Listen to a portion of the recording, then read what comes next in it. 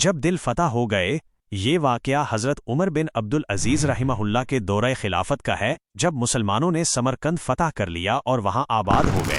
ایک طویل عرصے بعد سمرقند کے باشندوں کو یہ معلوم ہوا کہ مسلمانوں نے فتح حاصل کرنے میں اپنے نبی صلی اللہ علیہ وآلہ وسلم کی سنت کی خلاف ورزی کی ہے۔ سنت یہ تھی کہ سب سے پہلے اسلام کی دعوت دی جائے، پھر جزیہ کی پیشکش کی جائے، اور اگر یہ دونوں منظور نہ ہوں تو پھر جنگ کی جائے۔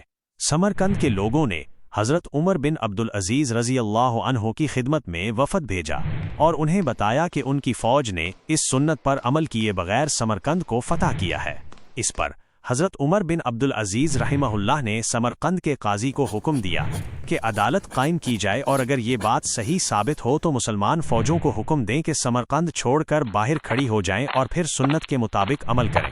چنانچہ قاضی نے ایسا ہی کیا۔ جب یہ بات صحیح ثابت ہوئی تو مسلمانوں نے سمرقند خالی کر دیا اور شہر سے باہر جا کر کھڑے ہو گئے۔ جب سمرقند کے بت پرستوں نے مسلمانوں کا یہ عدل و انصاف دیکھا، جس کی مثال دنیا کی تاریخ میں نہیں ملتی، تو انہوں نے کہا کہ اب لڑائی کی ضرورت نہیں، ہم سب مسلمان ہوتے ہیں۔